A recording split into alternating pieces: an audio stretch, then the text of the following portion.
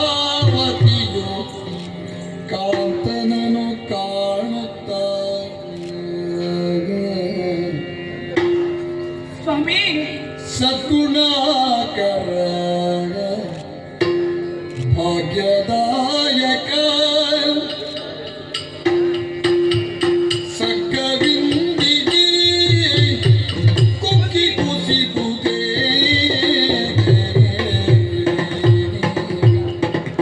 ಸ್ವಾಮಿ ಸದ್ಗುಣಾಕರ ಭಾಗ್ಯದಾಯಕ ಸಕ್ಕವಿಂದಿಗೆ ಕುಕ್ಕಿ ಕುಸಿದುದೇ ಕಾಂತ ಎಂಬಯ ನೂತ ಬದುಕನು ಕ್ಲಾಂತಗೈದನಿ ಕಾಂತವಾಣಿಯ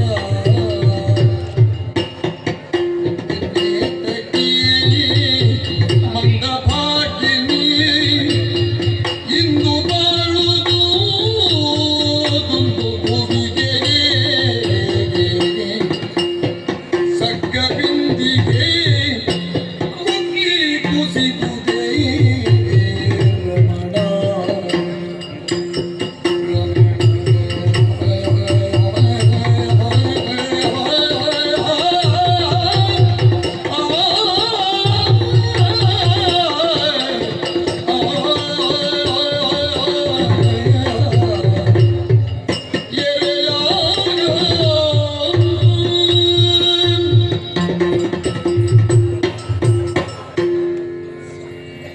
ಇರಾವತಿ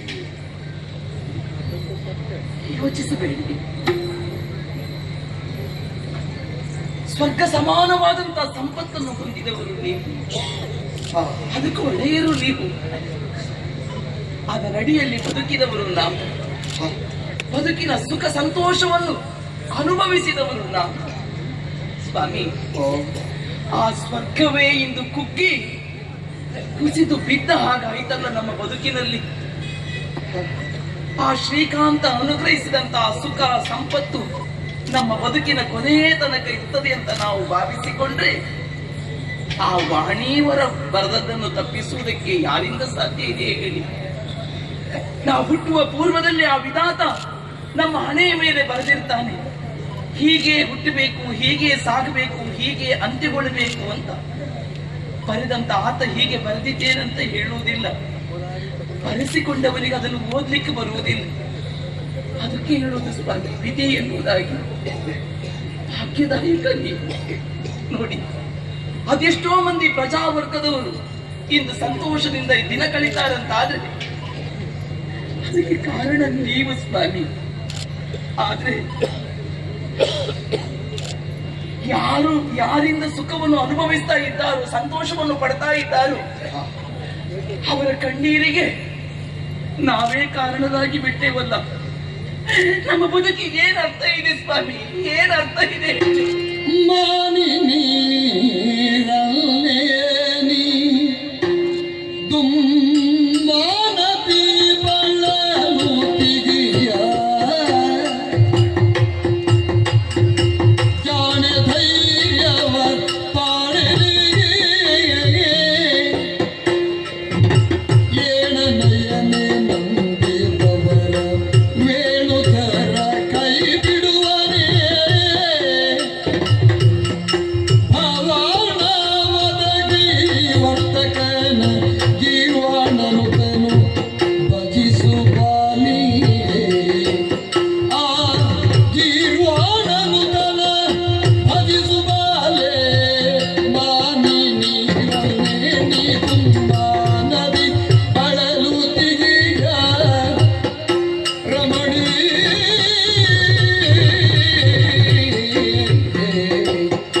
ಕಾಂತಿ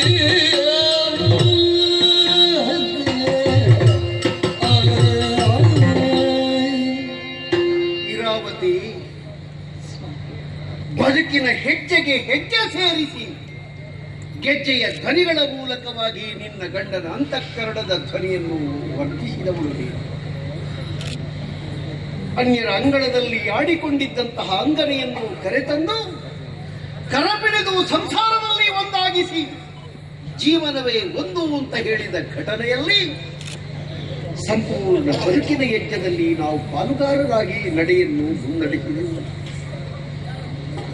ನಮ್ಮ ಜೀವಿತಾವಧಿಯಲ್ಲಿ ಒಂದಲ್ಲ ಎರಡಲ್ಲ ನಾಲ್ಕು ಮಕ್ಕಳಿಗೆ ಜನ್ಮವನ್ನು ಕೊಟ್ಟೆವು. ಆದರೆ ಜೀರ್ಣ ಮಾಡಿಕೊಳ್ಳುವುದಕ್ಕೆ ಸಾಧ್ಯ ಇಲ್ಲದೆ ಇರುವಂತಹ ಒಂದು ಅವಸ್ಥೆ ಬದುಕಿನಲ್ಲಿ ಕರಾಳವಾದಂತಹ ಒಂದು ಕೈಗಳನ್ನು ನೀಡಿ ನಮ್ಮನ್ನು ಆಹುತಿಗೊಳ್ಳುವುದಕ್ಕೆ ಬರುತ್ತಿರುವಾಗ ಆ ಕರಾಳತೆಗೆ ತಾನು ತುತ್ತಾಗಿ ಬಿಟ್ಟೆನಲ್ಲ ಯಾಕೆ ಅಂತ ಒಂದು ಪ್ರಶ್ನೆ ತನ್ನಿಂದ ತಾನಾಗಿಯೇ ಹುಟ್ಟುವುದು. ಜೀವನದ ಕೊನೆ ಬರ್ತದೆ ಎನ್ನುವುದಕ್ಕಾಗಿ ದುಃಖಿಸುವುದಿಲ್ಲ. ಕೊನೆಯ ತನಕ ನನ್ನ ಬದುಕನ್ನು ಯಾರೊಟ್ಟಿಗೆ ಕಳೀಬೇಕಿತ್ತೋ, ಯಾಕಾಗಿ ಕಳೀಬೇಕೋ, ಏನಕ್ಕಾಗಿ ಕಳೀಬೇಕೋ ಅವರನ್ನು ವಂಚಿಸಿ ಬಿಟ್ಟನಲ್ಲ ನಾನು ಅಂತ ನನಗನ್ನಿಸುವುದು. ನಾ ಹೋದ್ರೆ ಕಷ್ಟ ಇಲ್ಲ, ನನಗೆ ಸುಖವೇ. ಜೀವನದಲ್ಲಿ ಆಶೆಪಾಶಗಳಿಂದ ಒಡವರಿದಂತಹ ದೇಹ ನಶ್ವರವಾದದ್ದು ಒಂದಲ್ಲ ಒಂದು ದಿವಸ ಬಿದ್ದಿರುವುದಕ್ಕೆ ಇರುವಂತದ್ದು. ಟಿಂಬದೊಳಗೊಂದು ಪ್ರಾಣ ಕಂಬಸೂತ್ರ ಗೊಂಬೆಯಂತೆ ಎಂದಿಗಾದರೊಂದು ದಿನ ಸಾವು ಬಂದಿ ಬರ್ತದೆ. ಆದರೆ ನನ್ನ ಅಗಲುವಿಕೆಯಿಂದ ನನ್ನನ್ನೇ ನಂಬಿ ಬದುಕಿ ಸದ್ಗೃಹಿಣಿಯಾಗಿ ಬಾಳನ್ನು ಸವೆಸಬೇಕಾದಂತಹ ನಿನಗೆ ನಾವು ವಂಚನೆ ಮಾಡಿದನಲ್ಲ. ಯಾಕೆ ಸಂಭವಿಸ್ತದೆ ನನ್ನ ಸಾವು? ಏನಕ್ಕಾಗಿ ಸಂಭವಿಸುವುದಕ್ಕೆ ಒಂದು ಪಾತ್ರತ್ವ ಸಿದ್ಧವಾಯಿತು. ಮೈಮರೆತ ಬೇಟೆ, ಮೃಗಯ ವ್ಯಸನ, ಕಾಲಪುರುಷರಿಗೆ ನಾವೇ ಕೊಟ್ಟ ಜಾಗದಲ್ಲಿ ಅದು ಒಂದು. ನಮ್ಮ ಜುಟ್ಟನ್ನು ಬಿಡಿಸಿ ಅವನ ಕೈಗೆ ಕೊಟ್ಟು ನಿನ್ನಿಂದ ಏನಾದೀತು ಅಂತ ಕೇಳಿದ್ರೆ ಅವ ಕಟಕಿ ಆಡದೆ ಇರ್ತಾನೆಯೇ? ಪರಮ ತಾಪಸ ನಿಧಿಯಾದಂತಹ ಯೋಗೇಶ್ವರನನ್ನು ನಾನು ಭಂಗಿಸಿದೆ. ಕ್ಷಮಾಶೀಲನಾದಂತಹ ಶಮಿಕ ಮುನಿಯನ್ನು ನಾನು ನೋಯಿಸಿದೆ. ಆದರೂ ಗುಣಾಢ್ಯನಾದಂತಹ ಆತ ಅವರ ಶಿಷ್ಯನ ಮೂಲಕ ನನಗೆ ಹೇಳಿ ಕಳಿಸಿದ, ಬದುಕುವುದಕ್ಕೆ ಏನಾದರೂ ಒಂದು ದಾರಿ ಹುಡುಕಲಿ, ಭುವನದ ಭಾಗ್ಯವೇ ನಂದೆ ಹೋಗುವುದು ತನಗೆ ಇಷ್ಟ ಇಲ್ಲ. ಚಕ್ರವರ್ತಿಯಾಗಿ ಇದು ತನಕ ಸಾಮ್ರಾಜ್ಯವನ್ನು ಕಟ್ಟಿ ಆಳಿಗೆ ಬೇಕಾಗಿ ತಾನು ಆಳಂತೆ ದುಡಿದವ, ಸಾಯಕೂಡದು ಅಂತ ತನ್ನ ಅಂತರಂಗವನ್ನು ಬಿತ್ತರಿಸಿದ. ಅದಕ್ಕಾಗಿ ನೋವು ಪಡ್ತಾ ಇದ್ದೇನೆ. ಆದ್ರೆ ಒಂದಂತೂ ಸಮಾಧಾನ ಆಯಿತು ನನಗೆ.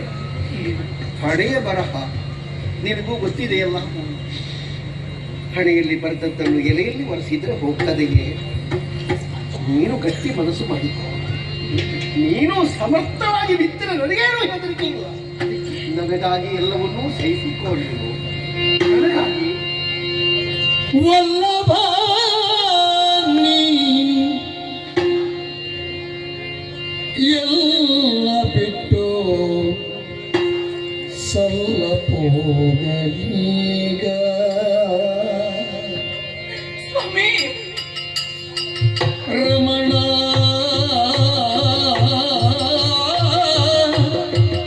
ವಲ್ಲಭನಿ ಎಲ್ಲ ಬಿಟ್ಟು ಸಲ್ಲಪೋಗೀಗ ಬರುವಿಗೆ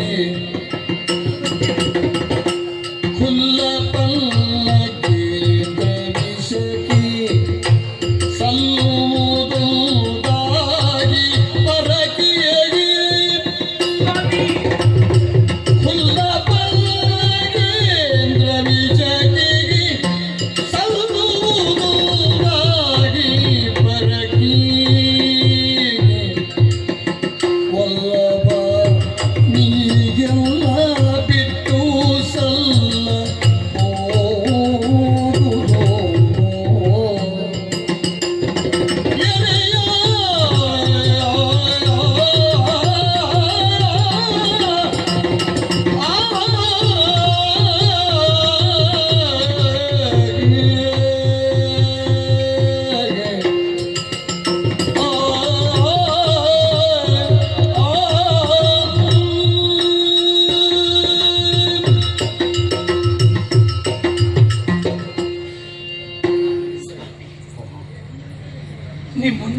ಸಪ್ತಪದಿಯನ್ನು ತುಳಿದವಳು ನಾನು. ಸರಿ, ನಿಮ್ಮ ಛಾಯಾನುವರ್ತಿಣಿ ನಾನು. ದೇಹವನ್ನು ಬಿಟ್ಟು ನೆರಳಿರ್ತದೆ ಹೇಳಿ. ಎಲ್ಲ ಕಂಡ ಹೆಣ್ಣಿನ ಜೀವನ ಎನ್ನುವುದೇ ಹಾಗೆ ಅಲ್ವೇ? ಒಂದು ಮುಖದಲ್ಲಿರುವಂತಹ ಎರಡು ಕಣ್ಣುಗಳ ಹಾಗೆ, ಓಡುವ ರಥದ ಎರಡು ಗಾಲಿಗಳ ಹಾಗೆ, ದೇಹದ ಎರಡು ಕರಗಳ ಹಾಗೆ, ಹಾರಾಡುವ ಪಕ್ಷಿಯ ಎರಡು ರೆಕ್ಕೆಗಳ ಹಾಗೆ ಒಂದನ್ನೊಂದು ಬಿಟ್ಟಿರುವುದಿಲ್ಲ ಸ್ವಾಮಿ. ಎರಡು ಕೈಗಳಿಂದ ಒಂದು ಧರ್ಮದ ಕಾರ್ಯ, ಎರಡು ಕಾಲುಗಳಿಂದ ಒಂದು ಧರ್ಮದ ನಡೆಯಂತ ಆಡಿದರು. ಅದನ್ನು ಬಿಟ್ಟಿರುವುದಕ್ಕೆ ಸಾಧ್ಯವ ಸ್ವಾಮಿ? ಹೆಣ್ಣಾಗಿ ಬದುಕಿನಲ್ಲಿ ಸಾರ್ಥಕತೆಯನ್ನು ಕಂಡವಳು ನಾನು.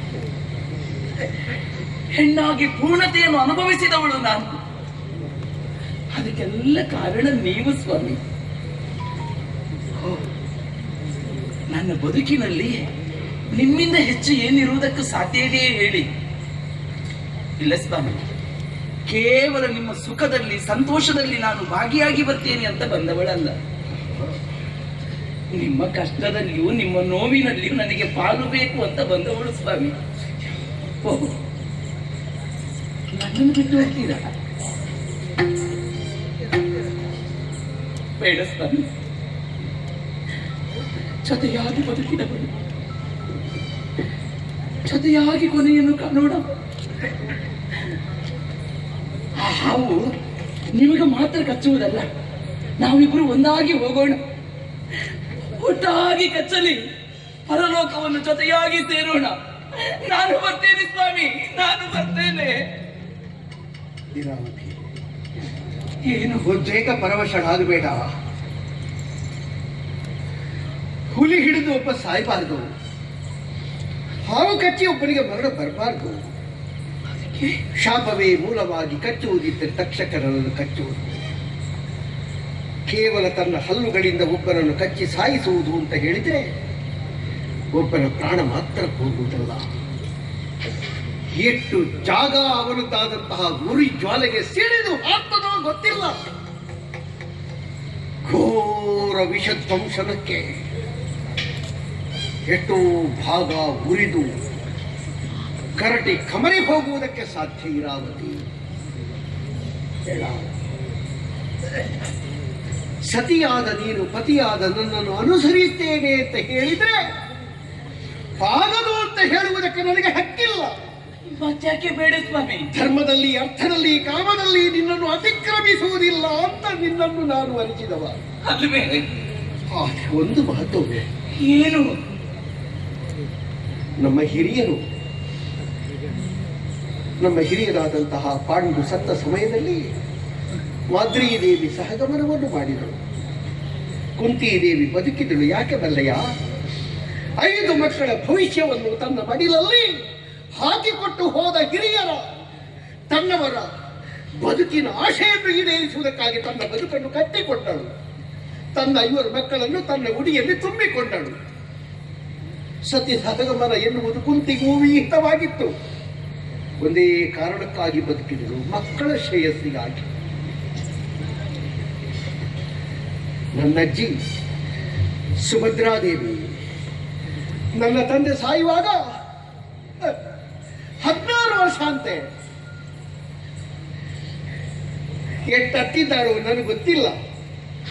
ಎಷ್ಟು ಪ್ರಾಣ ಸಂಕಟದಿಂದ ತನ್ನ ಎದೆಯನ್ನು ಒತ್ತಿಕೊಂಡಿದ್ದಾಳೋ ನನಗೆ ಗೊತ್ತಿಲ್ಲ. ಯಾಕೆ ಬದುಕಿದಳು ಬಲ್ಲೆಯ? ಅವಳ ಸೊಸೆಯ ಗರ್ಭದಲ್ಲಿ ನಾನಿದ್ದೆ ನೋಡು. ಸೊಸೆಗೆ ದುಃಖವನ್ನು ಸಹಿಸಿಕೊಳ್ಳುವುದಕ್ಕೆ ಸಾಧ್ಯ ಇಲ್ಲ. ತಾನು ಸತ್ರೆ ಚೊಚ್ಚಲ ಗರ್ಭಿಣಿಯಾದಂತಹ ಆ ಮುಗ್ಧ ಜೀವ ಉತ್ತರ ಏನು ಮಾಡಲಿ ಎನ್ನುವ ಉತ್ತರಕ್ಕೆ ತನ್ನ ಜೀವವನ್ನು ಉತ್ತರವಾಗಿ ಮುಡಿಪಿಟ್ಟರು. ನನ್ನ ತಾಯಿ 16 ವರ್ಷದ ಯುವಕ ಸತ್ತಾಗ ತನ್ನ ಗರ್ಭದಿಂದ ಹೊರಬರುವಂತಹ ಮಗುವಿಗೆ ನಿನ್ನ ಅಪ್ಪ ಇಂಥ ಮಾತು ತೋರಿಸುವುದಕ್ಕೆ ಭಾಗ್ಯ ಇಲ್ಲದೆ ಚಡಪಡಿಸಿ ಕಣ್ಣೀರು ಸುರಿಸಿ ವಿಲವಿಲ್ಲದೆ ಒದ್ದಾಡಿದರು. ಆದ್ರೂ ಜೀವ ಯಾಕೆ ಹಿಡ್ಕೊಂಡಿಲ್ಲ ಗೊತ್ತಾ? ನಾನು ಗರ್ಭದಲ್ಲಿದ್ದೆ. ವಂಶದ ಉತ್ತರಾಧಿಕಾರಿ ನಾನು. ಹಿರಾವತಿ, ನನ್ನ ಜೊತೆಯಲ್ಲಿ ಹೆಜ್ಜೆ ಹಾಕಬಾರದು ಅಂತ ನಿನ್ನನ್ನು ನಾನು ನಿರ್ಬಂಧ ಮಾಡ್ತಾ ಇಲ್ಲ. ಏನು ಸ್ವಾಮಿ, ಮತ್ತೇನು? ನನ್ನನ್ನು ಸತ್ತು ಬದುಕಿಸು, ಸಾಯುವ ನನ್ನನ್ನು ಉಳಿಸು. ನಿನ್ನ ಕೈಗೆ 4 ಮಂದಿ ಮಕ್ಕಳನ್ನು ನಾನು ಕೊಟ್ಟಿದ್ದೇನೆ. ಹಿರಿಯನಾದ ಜನಮೇಜಯಗೆ ಪಟ್ಟವನ್ನು ಕಟ್ಟಿ ಸಾಮ್ರಾಜ್ಯದ ರಕ್ಷಣೆಯನ್ನು ಮಾಡುವಲ್ಲಿ ಹಿತವಂತೆಯಾಗಿ ಮಕ್ಕಳಿಗೆ ಬೋಧನೆಯನ್ನು ಮಾಡುವುದಕ್ಕಾದರೂ ನನ್ನ ಕಾಲ ಕಳೆದ ಮೇಲೆ ನೀನು ಬೇಕು ಇರಾವತಿ. ನನ್ನ ಬದುಕಿನ ನನ್ನ ಬದುಕಿನ ಅರಿವು, ನನ್ನ ಬದುಕಿನ ತಿಳಿವು ನನ್ನ ಮಕ್ಕಳಿಗೆ ನೀ ಹೇಳಬೇಕು. ಆದರೆ ತಪ್ಪಿಯೂ ವಿಷಧ್ವಂಸನದಿಂದ ನಾನು ಸತ್ತೆ ಎನ್ನುವ ಸುದ್ದಿ ನನ್ನ ಮಗನಾದ ಜನಮೇಜಯನಿಗೆ ಯಾವ ಕಾಲಕ್ಕೂ ತಿಳಿಯಕೂಡದು. ಅಪ್ಪನ ಮರಣವನ್ನು ಮಾಡಿದವ ಇಂಥವ ಅಂತ ಮಕ್ಕಳಿಗೆ ಗೊತ್ತಾದ ಒಂದು ದ್ವೇಷ ಮತ್ತೂ ಬೆಳೆಯುತ್ತದೆ. ಆ ಶಾಪಕ್ಕೆ ನಾನು ಅರ್ಹರಿದ್ದು ನಾ ಸಾಯುವುದಕ್ಕೆ ಹೋಗ್ತಾ ಇರುವುದು. ನನ್ನ ಮರಣವನ್ನು ಭಗವಂತನಿಗೆ ಪುಷ್ಪವಾಗಿ ಅರ್ಪಿಸುವುದಕ್ಕೆ ನಾನು ಹೊರಡುತ್ತಾ ಇರುವುದು. ನನಗಾಗಿ ಒಂದು ಉಪಕಾರ ಮಾಡು, ನನಗಾಗಿ. ಎಷ್ಟೋ ಜನ್ಮದಲ್ಲಿ ಮಾಡಿದಂತ ಪಾಪದ ಫಲ ಸ್ವಾಮಿ. ಅಲ್ಲದಿದ್ರೆ ನಿಮ್ಮ ಜೊತೆಯಲ್ಲಿ ಸಾಯುವುದಕ್ಕೂ ನನಗೆ ಅವಕಾಶ ಇಲ್ವೇ? ಸಾಯ್ಬೇಡ. ಹೆಂಡತಿಯ ಗರ್ಭದಲ್ಲಿ ಗಂಡನೇ ಮಗುವಿನ ರೂಪದಲ್ಲಿ ಹುಟ್ಟುತ್ತಾನೆ ಎನ್ನುವುದಕ್ಕೆ ಶಾಸ್ತ್ರ ಹೇಳಿದ್ದು. ಅಪ್ಪನೇ ಮಗನಾಗಿ ಜನ್ಮ ತಳೆಯುತ್ತಾನೆ. ಹೌದಲ್ಲ? ಹಾಗಾದರೆ ನಾನು ನಿನ್ನ ಮಕ್ಕಳ ರೂಪದಲ್ಲಿ ನಿನ್ನೊಟ್ಟಿಗೆ ಇದ್ದೇನೆ ಅಂತ ತಿಳಿ. ಹೇಗೆ ಬದುಕುವುದಕ್ಕೆ ಸಾಧ್ಯ ಸ್ವಾಮಿ? ಭಗವಂತನಾದ ನಾರಾಯಣನನ್ನು ಸ್ಮರಿಸು. ನಂದಗೋಕುಲದ ಕಂದನಾಗಿ ಕಾಣಿಸಿಕೊಂಡಂತಹ ನಮ್ಮ ಮುತ್ತು ಕೃಷ್ಣನನ್ನು ಸ್ಮರಿಸುತ್ತಾ ಇರು. ನಂದಗೋಕುಲದ ವೇಣು ಲೋಲನನ್ನು ಅನವರ್ತವು ಧ್ಯಾನಿಸುತ್ತಾ ಇರು.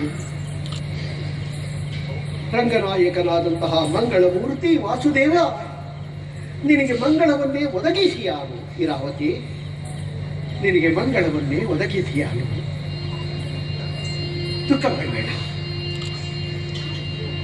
ದುಃಖಿಸಬೇಡ. ಮೌನ ಸಮ್ಮತಿ ದೊರೆಯ ವಾಕ್ಯಕ್ಕೆ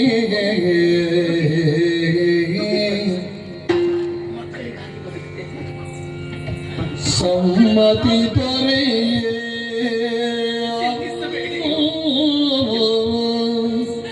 ನನ್ನ ಬದುಕಿನಲ್ಲಿ ಆ ದೇವರ ಕರುಣೆ ಇದ್ದದ್ದೇ ಹೌದಂತಾದ್ರೆ ನಿಮ್ಮನ್ನೇ ಒಂದು ರೂಪದಲ್ಲಿ ಕೊಟ್ಟರೆ ಸಾಕು ಸ್ವಾಮಿ.